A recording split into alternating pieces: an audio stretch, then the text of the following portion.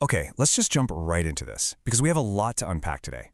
Welcome to this Explainer. Today we're going to completely dissect a really fascinating, honestly kind of terrifying narrative about workplace dynamics, hidden agendas, and the actual real-world cost of climbing the corporate ladder. I want you to picture something for a second. Imagine walking into your office early in the morning, way before most people even arrive for the day. The lights are still kind of soft, the keyboards are totally quiet, and the city outside the windows still looks half asleep. It feels like a completely normal, peaceful corporate morning, right? Well, as we're going to see by analyzing the latest installment of the Office Drama Stories series, this quiet, mundane setting actually hides a really dark, highly methodical secret.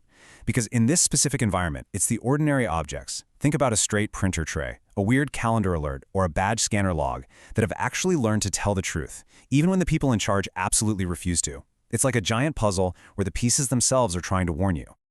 So I want to pose a question to you right out of the gate. It's a pretty high-stakes question, honestly. Would you accept a massive promotion if it explicitly meant burying the truth? Think about that for a second.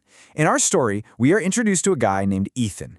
Ethan is this quiet, incredibly brilliant data analyst who, after years of hard work, is finally being handed the promotion he fundamentally deserves. He's earned this. But of course, it comes with a massive hidden cost. He's being offered this amazing fast-track role, but the catch, the implicit, totally unspoken first condition of this fancy new title, is that he has to immediately stop helping his highly principled colleague Maya. And what is Maya doing? She is actively trying to uncover a major previous corporate scandal. So Ethan is standing right at the edge of this cliff, holding a golden ticket that is actually a poison pill. Section 1. The Promotion Trap. Let's really get into the mechanics of this because it is wild. Ethan gets pulled into a closed-door meeting with a senior executive named Victor Hale. Now, Victor is exactly the kind of leader who fiercely protects the corporate system strictly because that system protects him. It's a mutual survival tactic. Victor sits Ethan down and offers him a highly lucrative role in data strategy. On the surface, the offer looks incredibly generous. It's life-changing money and status. But tucked deep inside this golden offer is a highly dangerous non-disclosure clause. And this clause is specifically designed to permanently bury Ethan's recent spreadsheet findings regarding an old, swept-under-the-rug scandal, what they call the infamous 11:59 p.m. file scandal. But here's the truly devious part. The sheer mechanics of this betrayal are just shocking. The corporate machine didn't just print out a contract and hand it to Ethan today. No, they deliberately predated the offer letter. Why would they do that? Well, think about the timeline.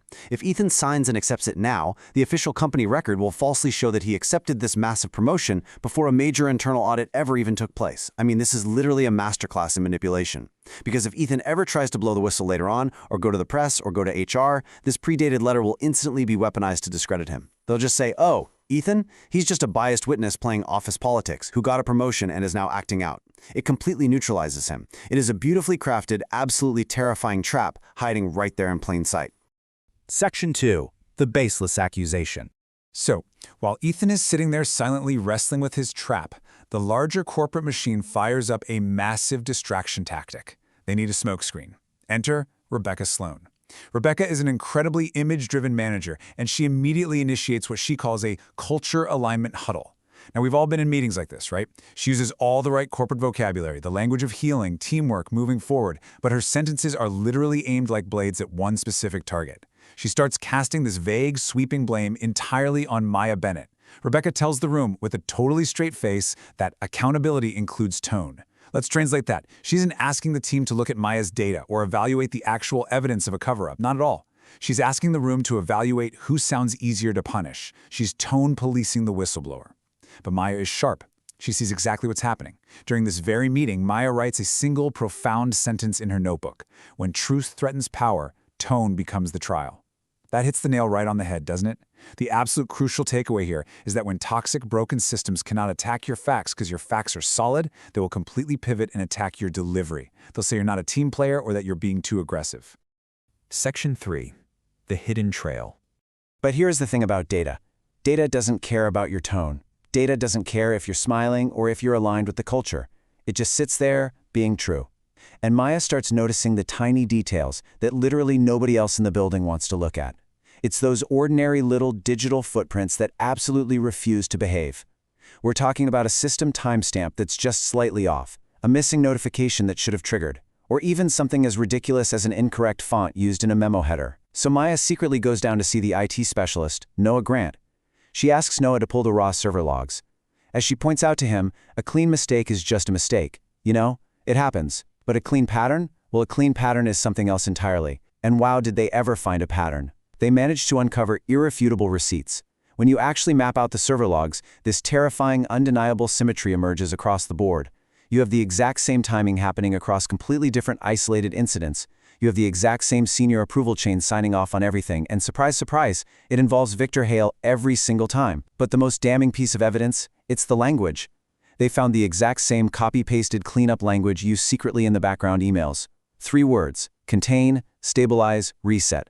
Contain, stabilize, reset. The server logs visually and mathematically prove that this 11:59 p.m. scandal wasn't some random misunderstanding. It was a highly organized, heavily protected method. And this exact realization brings us to a massive, pivotal shift in the room during their next regroup. Daniel Reed, who is the usually quiet, highly ethical team lead, finally decides he has had enough. He draws a hard line in the sand. Right in the middle of Rebecca's spin, Daniel just closes his laptop, he stands up, looks around the room and says, "We are not having another meeting where the person with proof has to defend their attitude while the person with access defends nothing." Just let that sink in for a minute. The person with proof defends their attitude while the person with access defends nothing. It is such a powerful moment because it's not loud, it's not some cinematic screaming match. It's just this moment of quiet, absolute courage that suddenly makes all the corporate cowardice in that room highly visible to everyone.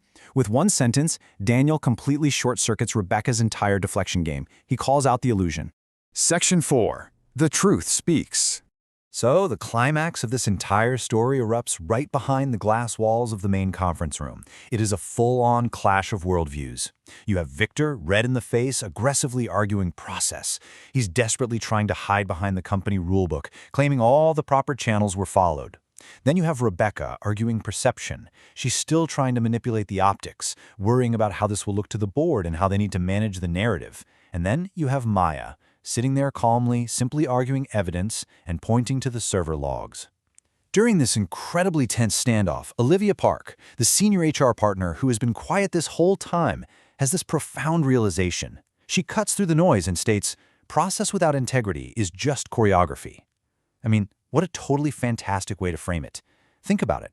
If your company procedures, your endless internal audits, your little culture alignment huddles, if all of those things are merely being used to hide the truth or protect people in power, they mean absolutely nothing. They are literally just a dance you perform so you can look compliant on paper while acting completely unethically in reality. It is choreography. It's a really stark, necessary reminder that HR policies should be a shield designed to protect people, not a shield designed to protect power. Right at this critical, explosive juncture, the CEO, Claire Morgan, finally steps into the room and completely changes the rules of the game. And here's what's great. She doesn't give some fluffy, empty motivational speech about company values. She takes immediate action. She freezes all the disputed executive decisions. She immediately orders an external, independent review of the logs. And most importantly, she visibly protects Maya and Ethan, the employees actually holding the evidence. Then, Claire diagnoses the much deeper, underlying systemic failure of their entire corporate culture. She tells the executives, "This company did not almost fail because of one bad actor. It almost failed because good people learned to wait for permission to be honest." Wow, good people learn to wait for permission to be honest. It is a massive, incredibly sobering wake-up call about the silent, creeping dangers of a culture of silence, where people are too afraid to speak up until someone else goes first. Section 5. The costly lesson.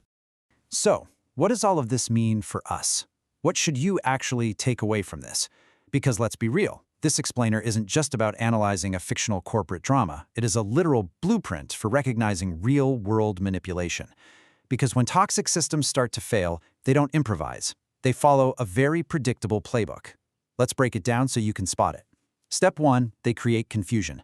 They deliberately muddy the waters, blur the timelines, and make it really hard to figure out what actually happened. Step 2, they blame the principled person. Just like Rebecca did to Maya, they will weaponize your tone, your attitude, or your delivery to make you the problem, rather than the facts you're bringing up. Step 3, they will loudly demand morale and alignment over truth. They'll pressure you to just let it go and move on for the sake of the team. And finally, step 4, if all those other tactics fail, they will simply try to buy your silence.